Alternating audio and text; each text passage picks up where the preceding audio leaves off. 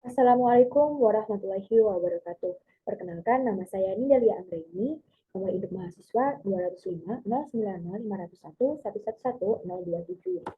Ini saya akan menyampaikan terkait tugas 1 praktikum analisis multivariat terkait analisis PCA atau Principal Component Analysis.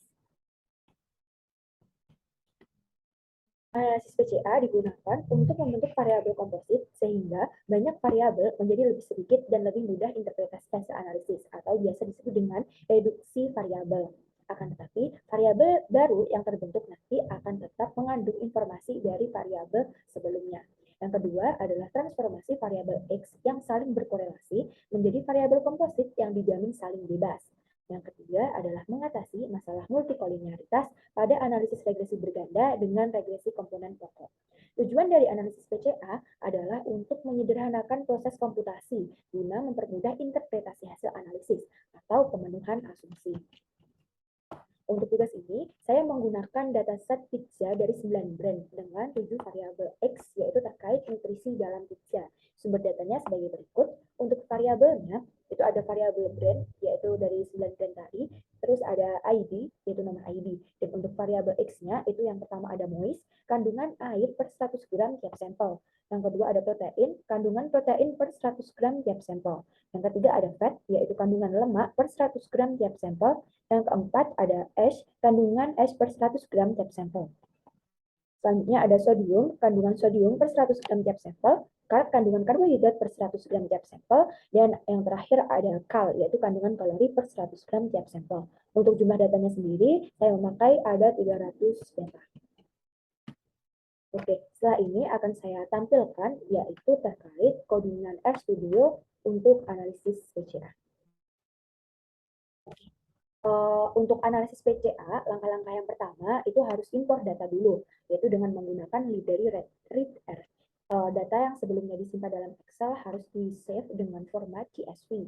Nanti akan menggunakan sintak read CSV, dalam kurung ini adalah tempat di mana data tersebut disimpan. Untuk script ini, sintak ini saya menggunakan definisi pizza untuk mendefinisikan nama dataset pizzanya. Sudah kan akan muncul seperti ini, dan kalau ingin melihat dataset pizzanya dengan menggunakan sintak view pizza akan terlihat tampilan seperti Excel dengan script baru seperti ini. Jadi, kalau ingin melihat dari dataset pizza di konsol itu bisa menuliskan nama dataset yang telah didefinisikan tadi, yaitu saya mendefinisikan dengan pizza. Bisa di run, nanti akan muncul seperti ini. Ini adalah variabel yang ada di dataset pizza. Oke, langkah-langkah selanjutnya adalah standarisasi data. Standarisasi data ini digunakan untuk menyamakan satuan data yang ada pada tiap variabel. Nah, tadi kan variabel X-nya itu ada banyak, jadi agar satuan datanya itu sama, maka harus digunakan standarisasi data. Untuk itu, saya menggunakan definisi pizza underscore standardized dengan menggunakan sintak scale. Dalam kurung X sama dengan pizza, pizza adalah nama datasetnya tadi, dengan kolom yang digunakan adalah kolom 3, mulai dari variabel noise sampai kolom ke-9, yaitu variabel kalori. Muncul seperti ini, lalu kita akan menampilkan hasil standarisasi datanya. Nah, akan diperoleh seperti ini untuk standarisasi data dari 9 band dengan 7 variabel. Oke, setelah distandarisasi data, langkah selanjutnya adalah membentuk matriks masukan. Matriks masukan itu terdapat dua, yaitu matriks seragam peragam dan matriks korelasi. Matriks seragam peragam digunakan ketika satuan data tiap variabel X-nya itu adalah sama. Dan matriks korelasi digunakan ketika satuan data tiap variabel X yang digunakan itu berbeda. Karena tadi kasus yang saya sampaikan di PPT tadi adalah kasus variabel X yang satuan datanya sama, maka saya menggunakan matriks seragam peragam. Untuk pendefinisian matriks seragam peragam, saya menggunakan nama pizza underscore covariance dengan menggunakan sintak atau rumusnya adalah cov dalam kurung pizza dari dataset yang tadi, itu mencari covariance dari dataset pizza tadi dengan menggunakan variabel X, yaitu dari kolom ketiga sampai kolom ke-9, yaitu dari noise sampai kalori. muncul seperti ini, lalu kita panggil pizza covariance, nanti akan muncul hasil dari matriks ragam beragamnya. Muncul seperti ini. Nah, untuk mendeteksi apakah terdapat hubungan antar variabel X atau tidak, maka bisa menggunakan determinan dari matriks ragam beragamnya. Sintak BR-nya itu adalah det dalam kurung nama matriks ragam beragamnya tadi. Dan hasilnya menunjukkan 0,00028 atau bisa dikatakan hampir mendekati 0. Karena nilai determinan 0, maka dapat disimpulkan bahwa terdapat hubungan antar variabel X-nya. Jadi dalam dataset pizza itu ditemukan adanya hubungan antar variabel, berarti terdapat multikolinearitas antar variabel. Dan untuk selanjutnya kita akan mencari nilai eigen dan vektor eigen. Pertama kita definisikan dulu pizza eigennya, nilai eigennya dengan menggunakan nama pizza eigen dengan sintak eigen dalam kurung pizza covariance, yaitu hasil dari matriks ragam beragamnya tadi. Ini kita akan tampilkan hasilnya seperti ini. Nanti akan muncul dua hasil, yaitu yang pertama adalah values atau nilai eigen, dan yang kedua adalah vektor. Nilai eigen ini digunakan untuk apa? Jadi nilai eigen ini dicari untuk nantinya akan dibentuk komponen utama dalam BCA. Jadi untuk nilai eigen yang lebih dari 1 itu akan membentuk komponen utama. Dilihat dari dataset pizza ini, nilai eigen yang lebih dari 1 itu ada 3. Berarti akan terbentuk 3 komponen utama.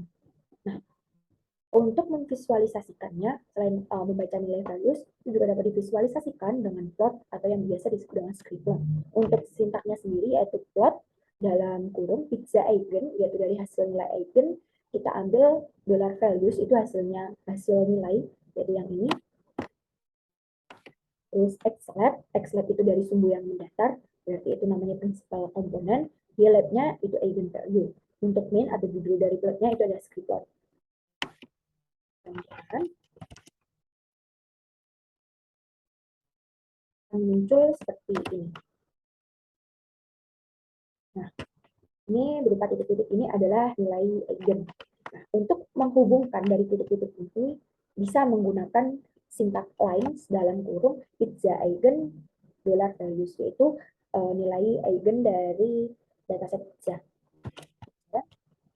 Nah, nanti akan muncul garis yang menghubungkan antara titik nilai value tiap prinsipal komponen. Nah, karena nilai eigen value untuk membentuk komponen utama itu harus lebih dari 1, maka batasnya dari nilai eigen itu adalah 1. Kita bisa menambahkan batas garisnya dengan sintak add line dalam kurung H sama dengan 1 adalah nilai eigen value batasnya, dan call sama dengan red ini adalah untuk mewarnai garisnya. Saya menggunakan warna merah. Kira akan muncul seperti ini. Jadi garis merah ini adalah batas nilai eigen. Jadi yang di atas nilai eigen atau di atas 1 itu terdapat 3 titik, berarti terdapat 3 komponen utama. Setelah itu kita akan membentuk komponen utamanya, yaitu dengan mendefinisikan pizza PCA dengan menggunakan PRCOM dalam kurung X sama dengan pizza kolom 3 sampai 9 dengan scale true center true. Ini ketika tukaran seperti ini. Lalu kita akan melihat nama dari variabel pizza PCA. Itu ada apa aja sekarang. Nanti akan muncul standar deviasi, rotation, center, scale, sama X. Di summary-nya bisa kita lihat summary dari pizza PCA. Ini akan memunculkan hasil seperti ini. Nah, untuk cara interpretasinya, kita bisa melihat dari cumulative proportion. Tadi sudah kita ketahui bahwa komponen utama yang terbentuk itu ada 3 komponen utama. Maka bisa kita lihat bahwa cumulative proportion pada PCA juga adalah 0,98. Itu artinya bahwa dengan menggunakan 3 komponen utama, maka sudah bisa menjelaskan sekitar 98% keragaman data. Jadi, dari 7 variabel, itu kita bisa reduksi menjadi 3 komponen utama, dan dari ketiga komponen utama tersebut mampu menjelaskan keragaman atau mencakup informasi 98%. Setelah itu kita akan membentuk persamaan komponen utama dengan sintak pizza PCA, yaitu dari hasil PCA tadi, dengan mengambil bagian rotationnya.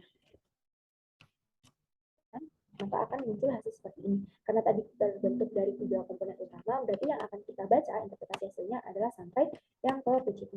Cara bacanya adalah untuk persamaan komponen utama yang pertama, yaitu yang ini, maka bacanya adalah persamaannya 0,0647 noise plus 0,3787 watt plus 0,4466 fat plus 0,471 ash sampai plus 0,244 kalori. Untuk PC2 atau komponen utama yang kedua juga sama, yaitu persamaannya minus 0,628 noise minus 0,2697 fat plus 0,234 fat dan seterusnya sampai 0,567 kalori. Dan begitu pun berlaku untuk PC3.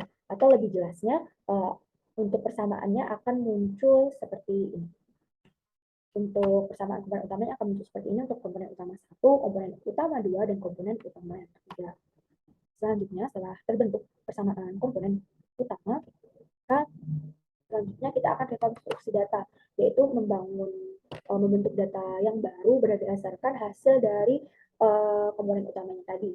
Itu dengan mendefinisikan pizza new, underscore new, itu dengan data frame, dalam kurung pizza kolom 1 sampai 2, yaitu yang berisikan brand pizza sama nomor ID tadi, yang digabung dengan ditambah dengan pizza PCA $X kolom 1 sampai 3, itu yang artinya PCA 1 sampai PC 1 sampai 3 atau komponen utama 1 sampai 3. Yang akan kita coba run.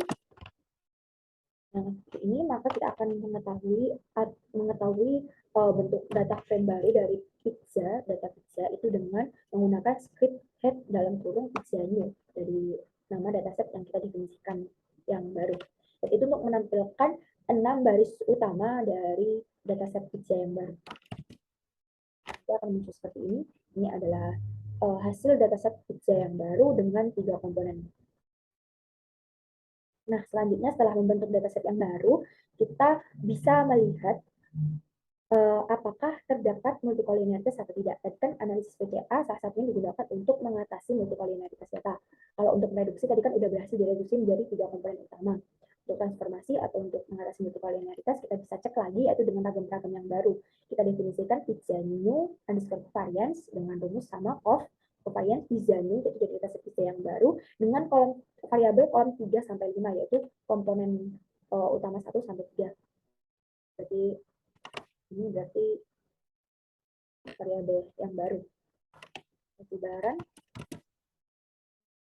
Nah, selanjutnya akan kita panggil atau kita tampilkan matriks ragam beragam data pizza yang baru, maka akan muncul seperti ini untuk ragam yang baru. Nah, untuk mengecek apakah terdapat korelasi antar variabel atau tidak, kita bisa menggunakan determinan dari matriks ragam-ragam yang baru dengan sintak yang sama seperti tadi, yaitu determinan reget dalam kurung pizza new underscore covariance, yaitu matriks ragam-ragam yang baru. Penyebaran. Dan hasilnya adalah sebesar 3,96. Karena hasil determinan tidak sama dengan 0, maka dapat disimpulkan bahwa tidak terdapat hubungan antar variabel X. Jadi pelanggaran dari asumsi multikolinearitas teratasi. Oke, sekian.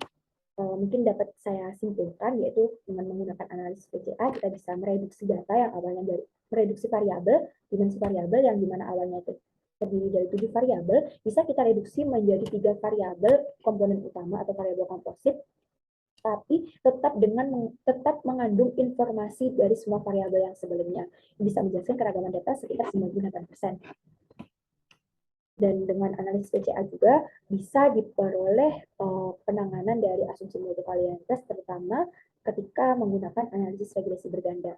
Mungkin sekian yang dapat saya sampaikan, kurang lebihnya mohon maaf. Terima kasih. Wassalamualaikum warahmatullahi wabarakatuh.